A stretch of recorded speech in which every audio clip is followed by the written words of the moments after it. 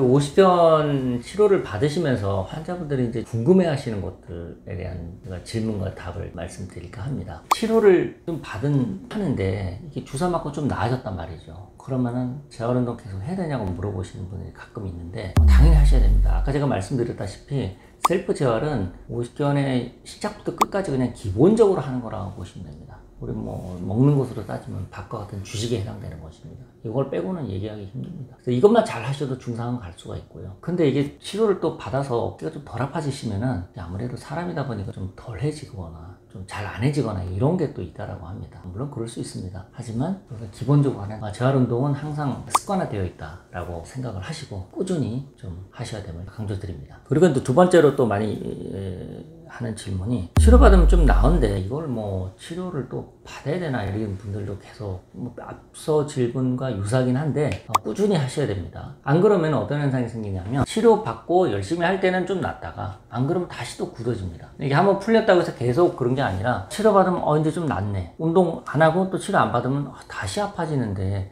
이게 재발한 게 아니냐고 자꾸 물어보시는데 재발이 아니라 나은 적이 없는 겁니다. 재발은 나았다가 다시 생기는 게 재발이지 재발한 것처럼 보이지만 재발한 게 아닙니다. 얼마 전에 산불이 크게 났지 않습니까? 그게 재발화가 아니라 꺼질 적이 없다는 거죠. 불을 끌 때는 확실하게 끄셔야 됩니다. 그래야만 이게 호전되는 효과를 가져올 수가 있는 것이고요. 그리고 세 번째, 여러분 운동 가능하냐고 물어보시는데 운동에 제한은 없습니다. 수영, 골프, 테니스 하십시오. 골프 운동은 90도 이상 올린 경우는 별로 없기 때문에 그냥 하시면 되고, 다만 이제 충격에서 좀 아플 수는 있습니다. 테니스는 하셔도 되는데 수영도 해도 됩니다. 하지만 팔이 잘 안 갈 뿐입니다. 그때는 스트레칭을 충분히 하시고 하시면 됩니다. 다만 너무 어깨는 지금 굳어서 안 가는데 그걸 무리하게 하려다 보면은 가끔 회전근개에 힘줄 손상이 발생할 수 있기 때문에 그 점만 좀 주의해서 하시면 운동에 대한 제한은 없습니다. 아까 제가 말씀드렸죠. 스포츠 종목에 제한 없습니다. 근력 운동 해도 상관없는데 가장 핵심적인 오십견의 치료, 특히나 셀프 재활, 자가 재활의 치료법의 핵심은 스트레칭입니다. 근막을 늘리는, 안 되는 동작을 되게 하는 그것에 있다고 보시면 되겠습니다. 그리고 진단할 때 그 MRI 찍어야 되냐고 자꾸 물어보시는데 오십견은요, 제가 진찰 해보면 거의 들어맞습니다. 만약에 오른쪽 어깨가 아프다는 환자분이 계시면 제가 일단 왼쪽 어깨를 먼저 진찰합니다. 올리는 거 5가지, 뒤로 가는 거, 그리고 충돌 증후까지 몇 가지 제가 진찰하는 게 있습니다. 이거 30초도 안 걸리거든요. 제가 그때 해보면 반대쪽은 가볍게 싹 올라가는데 아픈 쪽은 가다가 멈춰요. 들은 거 안 되고,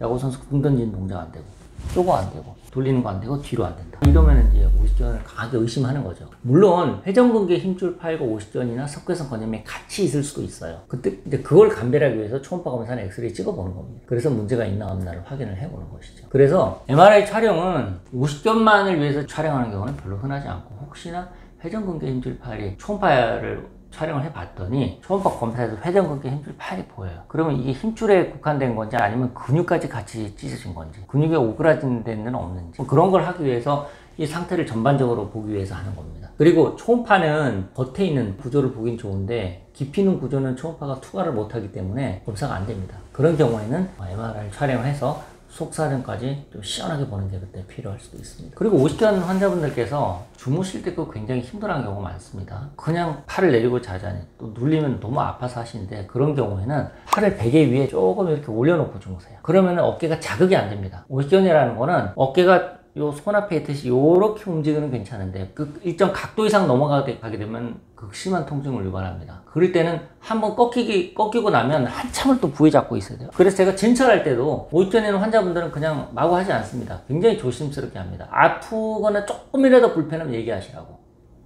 조금이라도.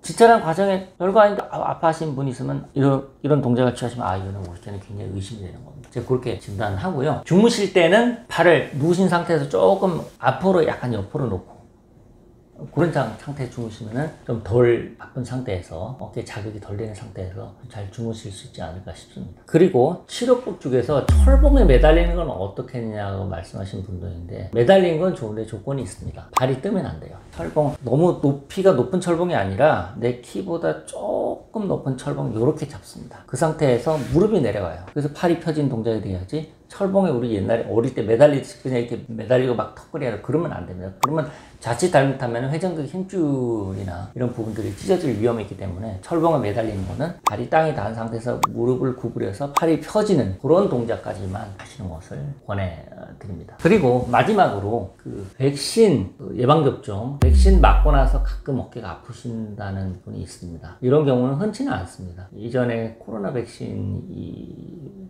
그때 백신 많이 맞았지 않습니까? 그 이후에 어깨가 아픈 분이 가끔 있었는데, 그런 경우는 이제 우리가 어깨 여기 삼각근이라는 이 부위에 주사를 맞게 되는데, 너무 마르신 분들은 삼각근보다 길지 않은 바늘을 씁니다만은 너무 마른 나머지 이제 이 삼각근을 뚫고 저맥락 가까이까지 주사가 되면 그게 염증을 일으키는 경우가 있는데, 이런 경우는 뭐 흔치는 않습니다. 하지만 생겼다 하더라도 크게 뭐 문제가 없이 해결되는 경우가 많기 때문에, 혹시 백신 예방접종 후에 뭐 그런 문제가 생겼다 하시는 분들은 가까운 병원 가서 진단 받으시고 치료는 진통제를 드시거나 그러면 대개 해결되는 경우가 많기 때문에 크게 걱정하지 않으셔도 될 것 같습니다.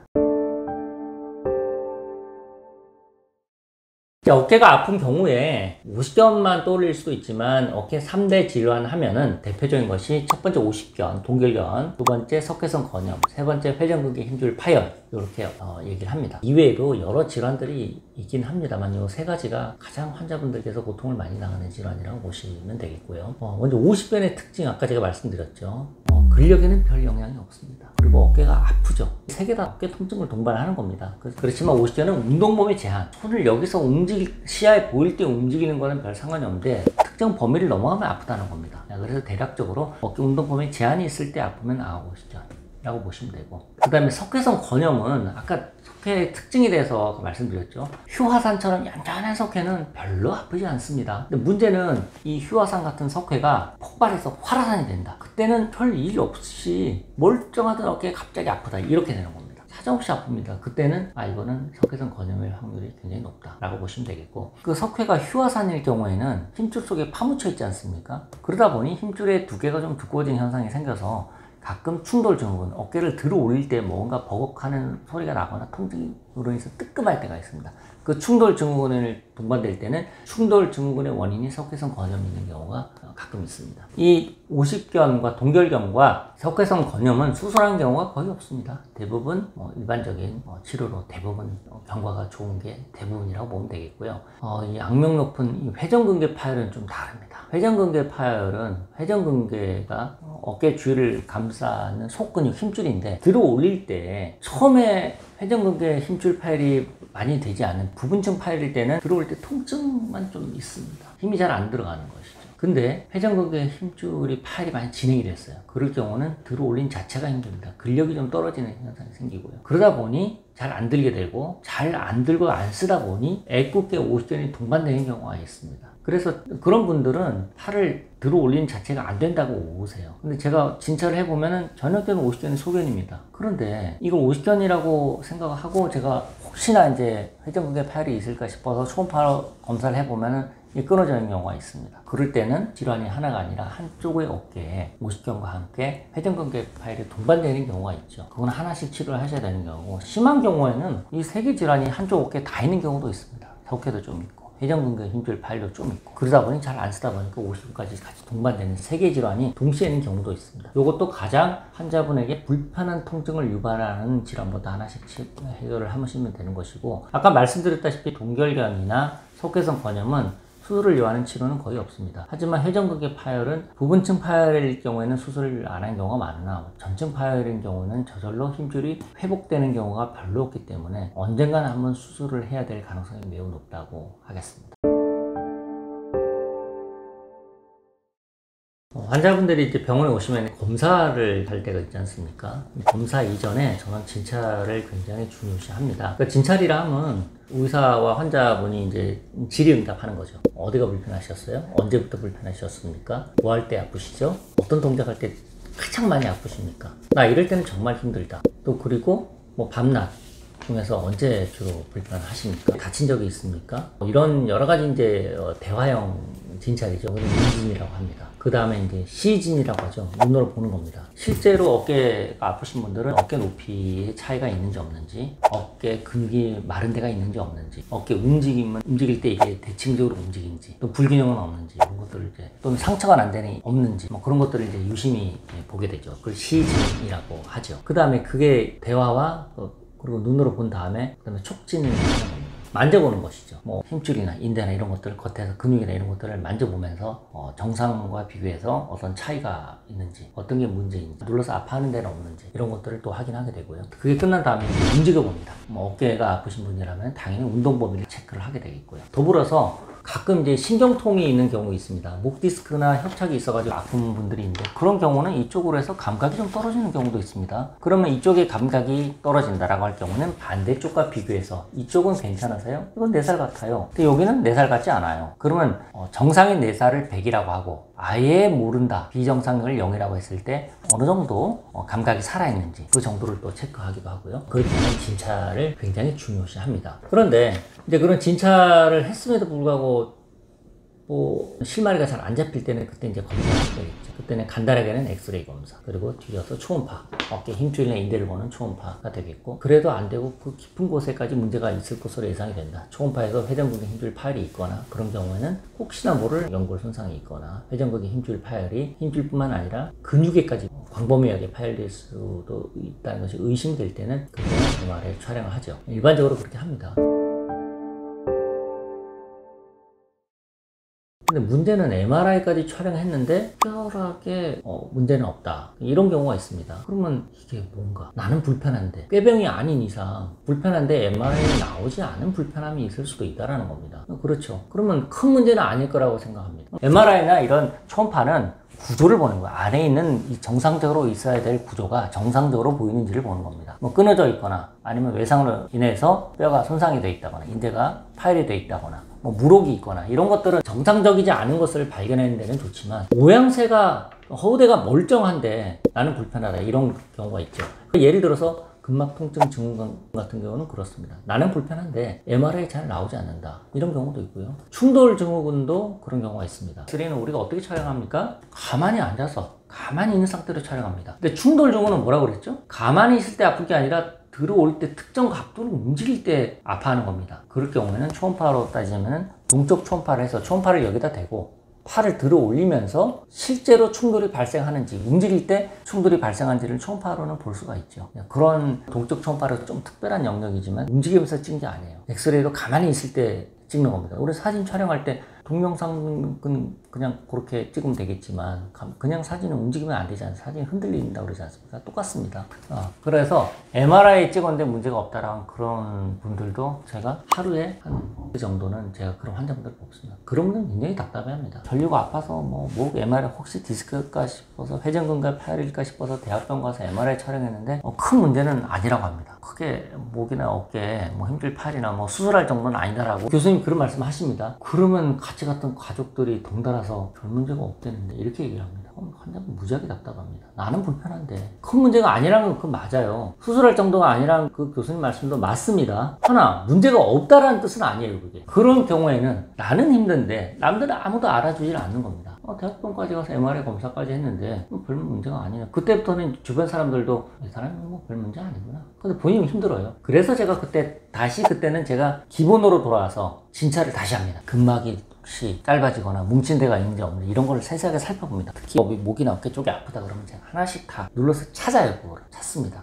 그러면은 환자분이 제일 힘든 부위를 찾을 수가 있어요. 그때는 근막 치료를 하게 되면 환자분 어깨가 굉장히 가볍다고 얘기를 하십니다. 근데 이건 뭐 죽고 사는 문제는 아니지만 그분들한테는 뭔가 틀어져 있고 굉장히 불편한 겁니다. 그래서 뭐 그분들은 가끔 뭐 도수치료를 받거나 마사지를 받으면 좀 낫다, 이내고 다시 힘들어진다, 이 말씀을 하시거든요. 받을 때 뿐이다. 그거는 근본적인 진단이 안 된 상태에서 마사지만 받으면은 그 근본적인 해결책은 될 수는 없어요. 물론 마사지 받으면 시원하고 그땐 좋은데 좋아. 그럼 제가 물어봅니다. 이거 언제까지 받으실 거냐고. 그럼 기한이 없어요. 답이 없는 겁니다. 그러면 그분은 계속 그거에 의존하시다가 내가 이제 이거는 한번 근본적으로 한번 살펴볼 필요가 있습니다 해서 제가 진찰을 하고 이렇게 해서 그분이 좀 편해지셨단 말이죠. 그리고 바른 자세 연습을 딱 생활을 하셔서 본인이 물고기 잡는 법을 딱 알게 되지 않습니까? 그러면 그분은 뭐 마사지고 도수치고 병원이 필요 없어져요. 제가 추구하는 재활의학이 환자분이 누구의 도움 없이 스스로 내 문제를 해결할 수 있는 능력을 가지게 하는 게 재활학의 목표입니다. 치료만 하는 게 아니고요. 환자분 스스로 이런 문제가 생겼어. 이거 이전에 내가 해결했던 적이 있었지. 그러면 하나도 겁날 거 없고 들을 거 없습니다. 이건 내가 알아서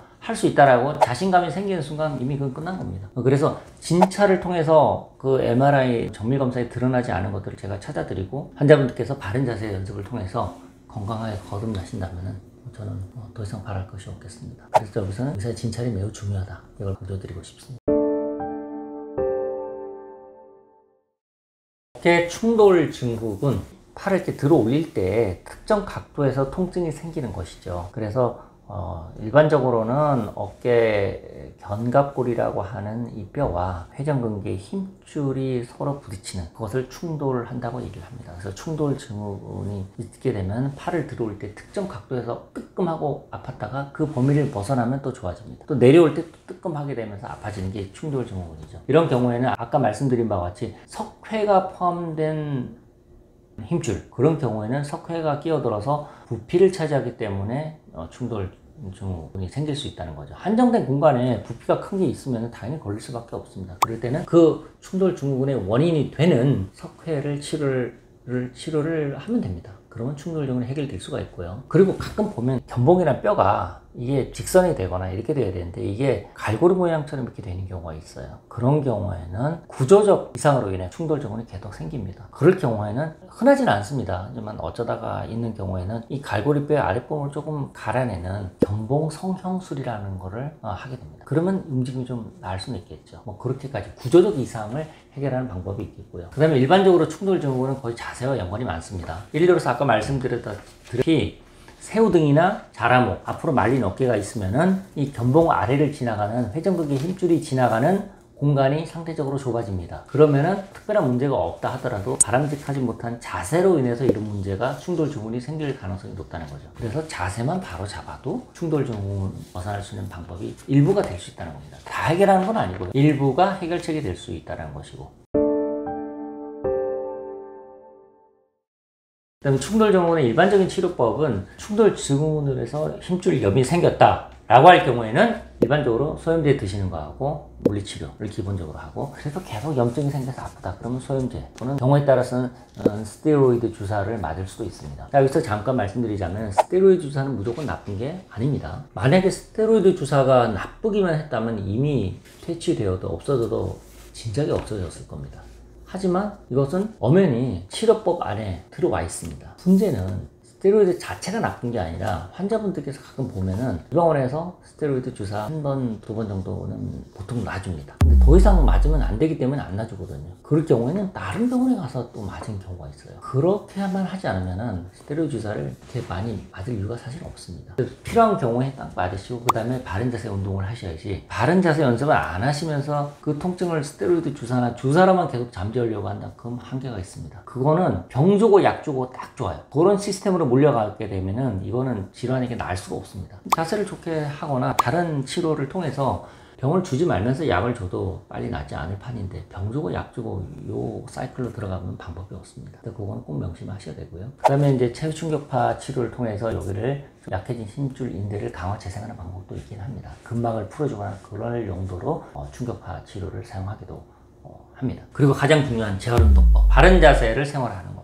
이렇게 해서 견갑골의 모양새가 앞으로 기울어 있으면은 충돌 증후군이나 이런 것들이 생길 가능성이 더 높아집니다. 나아가서 회전근개 힘줄 파열로 진행될 위험도 커지고 하기 때문에 이렇게 하는 것보다는 이렇게 펴서 있으시면은 이런 것들을 예방할 수 있는 것도 되고요. 또 몸의 자세가 때려 잡히면은 그 자체로 균형과 대칭이 이루어지기 때문에 한결 편합니다. 그리고 주변 사람들이 보기에도 아주 자세가 좋게 보입니다. 편하게 보여요. 누군가를 봤는데 꾸부정한 자세 이렇게 지나가거나 앉아있거나 서있거나 걸어갈 때를 모습을 보면은 저는 마음이 되게 불편합니다. 그래서 딱 펴고 있으면은 그 폼이 계속 나고요. 옷을 입어도 옷걸이가 좋습니다. 더 중요한 거는 나의 내적 건강을 챙길 수 있는 아주 커다란 기회입니다. 아무리 훌륭한 명의라 하더라도 자세를 고쳐줄 수는 없습니다. 거꾸로 얘기하면요, 주도권은 환자분이 쥐고 있는 겁니다. 각 개인이 쥐고 있는 겁니다. 제가 어떤 환자분께 자세 연습을 이렇게 하십시오라고 말씀드리면 어떤 분이 이렇게 말씀하십니다. 아니, 의사가 한 방에 낫게 해줘야지 나한테 자꾸 숙제를 내주고 그런다고. 그래서 그렇게 그분은 생각할 수도 있겠습니다만은, 뒤집어 생각해 보시면은 나 혼자서 문제를 해결할 수 있는 내가 열쇠를 쥐고 있구나, 이렇게 생각할 수도 있습니다. 스스로 문제 해결의 키를 쥐고 있다는 그런 느낌으로 바른 자세 연습을, 이것도 연습을 하셔야 됩니다. 하루아침에 자세가 바로 되지 않습니다. 시간이 걸립니다. 우리가 습관이 되려면은 자꾸 하다 보면 그게 습관이 되는 것이고, 또 나도 모르게 하고 있는 걸 발견할 때 그게 습관이 되는 거라고 저는 생각합니다. 자세 연습 시간이 걸리지만 좀 힘들긴 하지만 하십시오. 하다 보면 어느덧 습관화되어서 바른 자세 연습을 하고 있는 여러분들을 거울을 통해서 보실 수 있기를 기대합니다. 50견을 비롯한 어깨 통증이 있을 때 이 통증이 오래되게 되면은 굉장히 불편해지겠죠. 처음에는 조금 아프다 말겠지만 시간이 지날수록 적극적인 치료가 되지 않으면은 나중에 원인도 모른 채 시간만 가서 그 통증이나 질병이 점점 더 깊어지는 경우가 있습니다. 이런 경우에는 치료받는 과정뿐만 아니라 조기 진단이 매우 중요합니다. 그래서 모든 질환 뿐만 아니라 우리가 살아가면서 마주하는 여러 가지 일들도 어떤 문제가 생겼을 때 조기에 잘 대응을 해서 한다면 뒤에 문제를 크게 줄일 수 있지 않습니까? 마찬가지로 어깨 질환도 이와 같이 조기에 정확한 진단이 되면은 그 다음에 치료는 한결 쉬워질 수가 있겠습니다. 그리고 어깨 통증으로 고생하는 환자분들 중에서 처음서부터 끝까지 치료를 잘 받으시는 분이 있는가 하면, 또 치료를 열심히 받고 싶기는 하나 바쁘시거나 또 여러 가지 사정으로 인해서 치료를 연속적으로 끝까지 마무리하지 못하는 경우가 왕왕 있습니다. 그런 경우에는 증상이 좀 좋아지다가 다시 또 어깨가 아파지는 그런 상황이 되풀이될 수가 있는 것이죠. 저는 이러한 현상을 산불 진화에 비유를 합니다. 우리가 산불이 나서는 안 되겠지만 산불이 났다라고 할 경우에 불철주야 뛰어들어서 잔불까지 깔끔하게 마무리를 짓는 것을 원칙으로 하죠. 그래서 완전히 진화가 될 때까지 쉬지 않고 불을 끄게 됩니다. 마찬가지로 어깨 통증이 있을 때, 통증이 있다는 것은 우리 몸 어딘가에 염증이 있다는 신호이기도 합니다. 염증할 때 염자가 불, 화자 두 개가 있는 것입니다. 불보다 더 강한 것이 화염, 염증이 되겠죠. 그래서 이런 염증을 처음서부터 끝까지 완전히 다 치료하게 되어서 하고 난 다음에 마침표로 확실하게 찍고 잊어버리시는 게 어떨까 싶습니다. 그래서 치료를 받으실 때에는 처음서부터 끝까지 꾸준히 완치될 때까지 받는 게 좋겠습니다. 상당한 인내가 필요하긴 하지만 못할 것도 없습니다. 그리고 치료를 열심히 받지 않게 되면은 어깨 통증이 급성기에서 만성화가 됩니다. 그럼에 따라서 환자분 더 예민하고 짜증이 나고 또 급기야는 우울증에 빠질 수도 있습니다. 그래서 빨리 나아서 삶의 질을 회복하는 것 못지않게 이런 기분 관리, 이것도 같이 엮여 있는 문제이므로 조기에 잘 치료해서 확실히 낫는 것은 매우 중요하다 하겠습니다. 석회가 있는 경우에는 통증을 일으키는 게 맞습니다. 그런데 석회가 휴화산과 같이 안정된 상태에서는 묵직한 통증만 있습니다. 그러나 이 석회가 녹아내리는 그야말로 활화산과 같은 그런 시기에는 사정없이 아픕니다. 휴화산 시기에는 일부러 석회를 많이 깰 필요는 없고요. 활화산이 되었을 경우에는 그것은 제거해 주는 것이 맞습니다. 그런데 석회를 제거하다 보면 석회가 좀 남아있는 경우도 있습니다. 조금 남은 경우에는 진통소염제와 생리식염수로 이것을 씻어내기만 하면 좀 더 빨리 없어질 수도 있습니다. 치료를 하다 보면 좀 남을 수도 있는데 이것을 완벽하게 없애는 거는 좀 득과 실이 있습니다. 빛과 그림자, 그 양면이 있다는 것이죠. 어떤 것이냐면 석회가 힘줄 속에 파묻혀 있는 구조입니다. 그렇기 때문에 제거를 한다고 했을 때 석회만 제거가 되지 않고 정상적으로 있어야 할 힘줄에도 손상이 갈 수가 있다는 겁니다. 그렇기 때문에 석회를 제거하면서 힘줄 손상이 항상 동반될 수 있기 때문에 완벽하게 제거하려고 하는 것은 힘줄 손상을 동반할 수 있다, 이런 위험이 있다, 이렇게 보면 되겠습니다. 그래서 이제 저 같은 경우는 석회를 제거할 때 아주 가느다란 바늘을 사용을 해서 2분 이내에 생리식염수와 부분마취제를 이용해서 이것을 씻어내면서 제거하는 그런 치료를 하고 있습니다. 그리고 가끔 석회를 관절경으로 수술을 하는 경우가 있는데, 이런 경우는 석회만 있을 때는 그런 수술을 거의 하지는 않고요.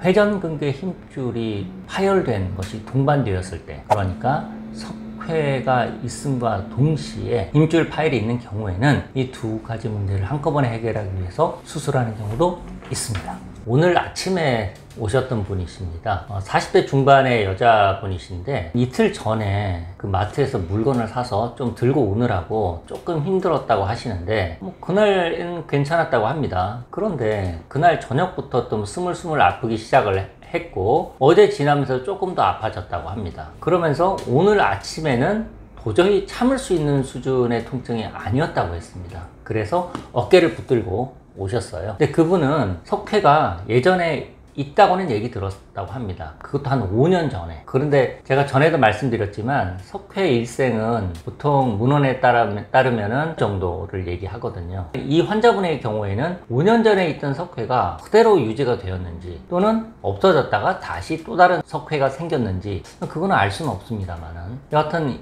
이 환자분 입장에서는 그저께까지 괜찮다가 갑자기 오늘 극심한 통증을 가지고 오셨어요. 이 환자분은 아니나 다를까 활화산과 같은 석회였는데 너무너무 힘들어 하셨습니다. 그런 경우에는 석회를 일부 제거하기만 해도 환자분은 월등히 좋아지죠. 그리고 오늘 같은 경우는 석회를 제가 많이 제거하지는 않았습니다. 뿜어져 나온 활화산처럼 나온 부분, 그 부분만 일부 제거를 하고 염증 치료, 즉 소염 주사 치료를 했더니 환자분은 한결 편해지셨습니다. 이런 경우에는 석회가 있다고 해서 그것을 항상 다 제거하는 것은 아니죠. 환자분의 증상이 좋아지면 나머지는 시간 지나면서 또 좋아질 수도 있는 것입니다. 그래서 이 환자분 같은 경우는 저희가 9시에 진료를 시작을 하는데 8시 반부터 와서 기다리셨어요. 그래서 언제 되나 하고 그러셨는데, 아침에 일찍 오시는 분은 대부분 석회성 건염으로 활화산 시기에 있는 환자분들이 일찍 오시는 경우가 많고, 또 그런 분들은 치료를 좀 받으시고 집에 가실 때는 한결 편해지세요. 근데 마치 이게 약간 거짓말처럼 내가 밤에 끙끙 앓을 정도로 이렇게 힘들었나? 편해지니까 좋긴 한데, 짧은 시간 안에 너무 극과 극의 변화를 경험하시다 보니까 그런 현상이 있는 것 같습니다. 그래서 석회는 치료만 받으면은 대부분 좋아집니다. 크게 걱정하실 사안이 아닙니다.